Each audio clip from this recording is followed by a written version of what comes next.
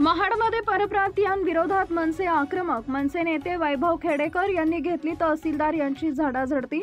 मनसेच्या निवेदनाची वेळीच दखल घेतली असती तर ही वेळ आली नसती. वैभव खेडेकर.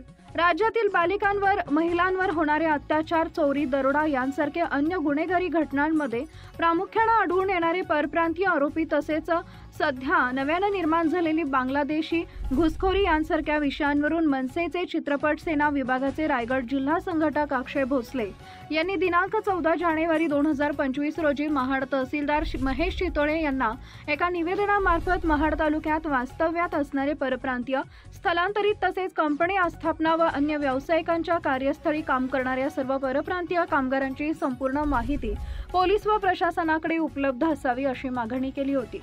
या विषयांवर चर्चा करण्यासाठी महाडचे तहसीलदार महेश चितोळे यांनी गुरुवार दिनांक 17 एप्रिल 2025 रोजी महाड तहसील कार्यालय इथं एक बैठक बोलावली होती।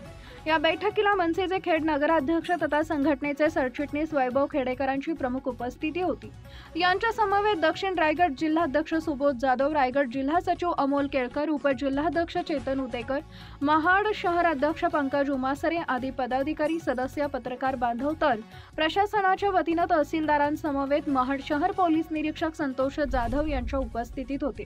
या निवेदनाला अनुसरून पोलीस व प्रशासन करत असलेल्या उपाययोजनांची माहिती तहसीलदारांनी उपस्थितांना करून दिली असता पोलीस व प्रशासन करत असलेल्या सर्व उपाययोजना या तोकड्या असून प्रशासन या विषयासाठी गंभीर नसल्याचा स्पष्ट आरोप वैभव खेडेकर यांनी या बैठकीत केला।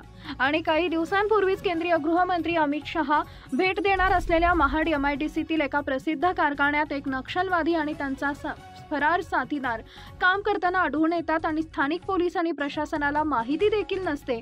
या घटनेवरून त्यांनी पोलीस व प्रशासनाच्या भूमिकेवर खडा सवाल उपस्थित केलाय। आमच्या पदाधिकाऱ्यांनी दिलेल्या निवेदनाची योग्य दखल यापूर्वीच घेतली असती तर तो नक्षलवादी पकडण्यासाठी बिहारच्या पोलिसांना इकडे येण्याची गरजच लागली नसती अशी रोखठोक भूमिका देखील त्यांनी तहसीलदारांसमोर मांडली। प्रशासनानं काम करायचं नाही आणि मनसेनं आपल्या स्टाईलनं हा विषय हाताळला की आमच्याच कार्यकर्त्यांवर गुन्हे दाखल करायचे असं धोरण आता चालणार नसल्याचं स्पष्ट मत त्यांनी या निमित्तानं व्यक्त केले असून निवेदनातील मागणीनुसार येत्या 1 महिन्यात पोलीस व प्रशासनानं परप्रांतीय, स्थलांतरित तसेच बेकायदेशीर वास्तव्य करणाऱ्यांबाबत ठोस भूमिका घेऊन कारवाई करावी, अन्यथा मनसे आपल्या पद्धतीनं हा विषय हाताळेल आणि यामुळे निर्माण होणाऱ्या परिणामांना संपूर्णतः प्रशासन जबाबदार असेल असा इशारा देखील त्यांनी या निमित्तानं दिला आहे। या सर्व बैठकी दरम्यान झालेल्या चर्चेनुसार मनसेकडून आलेल्या सर्व सूचनांची दखल घेऊन पोलीस व प्रशासन यावर काय निश्चित कार्यवाही करेल असं आश्वासन तहसीलदार महेश चितोळे यांच्या वतीनं उपस्थितांना देण्यात आलं आहे। बघा, महाराष्ट्र नवनिर्माण सेनेचे सगळेच पदाधिकारी या ठिकाणी आहेत। जिल्हाध्यक्ष सुबोध जाधव, उपजिल्हाध्यक्ष आमचे चेतन उतेकर, जिल्हा सचिव अमोल पेंडकर आणि ज्यांनी निवेदन दिलं ते आमचे अक्षय भोसले आणि शहराध्यक्ष आमचा पंकज उमासरे, ही सगळी मंडळी या ठिकाणी उपस्थित आहेत। आज तहसीलदारांनी आमच्या निवेदनाची दखल घेऊन बैठक लावली होती। खर तर अक्षय भोसले यांनी 14 तारखेलाच 14 जानेवारीलाच एक पत्र दिलं होतं की या महाड परिसरामध्ये MIDC मध्ये परप्रांतीय, बांगलादेशी, रोहिंगे आणि असे अनेक लोक या ठिकाणी आहेत ज्यांचे वेगळ्या प्रवृत्तीचे आहेत, तर त्यांच्या बाबतीमध्ये नोंदणी करावी आणि त्यांची माहिती घ्यावी। परंतु ह्या निवेदनाला त्याची दखल त्यांनी घेतली नाही। एक बैठक त्यांनी लावली होती, परंतु प्रशासनावरचा ताण असल्यामुळे ती बैठक कॅन्सल केली आणि मधल्या काळामध्ये 13 तारखेला अमितजी शहा या ठिकाणी आले होते, देशाचे गृहमंत्री, आणि ते येत असताना त्याच्या 1-2 दिवस आधी या MIDC मध्ये एक नक्षलवादी मिळाला आणि त्या बिर्ला कंपनीला अमित शहाजी भेट देणार होते। एक मोठी दुर्घटना घडण्याची शक्यता या MIDC मध्ये होती। प्रशासनाने जर वेळीच अक्षय भोसले यांची जर दखल घेतली असती निवेदनाची तर तो त्याच वेळात पकडला गेला असता, बिहारच्या पोलिसांना इथे येण्याची आवश्यकता लागली नसती। आमचं म्हणणं तेच आहे की या MIDC मध्ये अनेक रोहिंगे, अनेक बांगलादेशी आणि अनेक नक्षलवादी काम करत आहेत। या MIDCच्या मालकांवरती, कॉन्ट्रॅक्टरांवरती कोणाचंही बंधन नाही।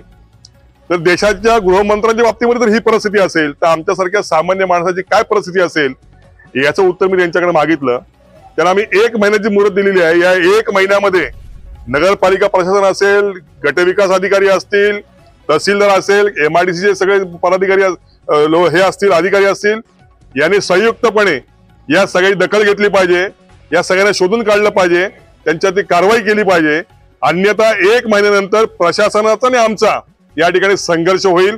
आम्ही या सगळ्या परप्रांतीय लोकांना ज्यांची नोंदणी तर नाही, जे बांगलादेशी आहेत, जे रोहिंग्या आहेत किंवा जे नक्षलवादी आहेत, त्यांना आम्ही धरू आणि त्यांच्या बाबतीमध्ये काय प्रसाद द्यायचा तो आम्ही देऊ आणि प्रशासनासमोर हजर करू. मग मात्र या अधिकाऱ्यांवरती कारवाई केल्याशिवाय आम्ही गप्प वाटणार नाही, असं आम्ही त्यांना निवेदनामध्ये सांगितलंय.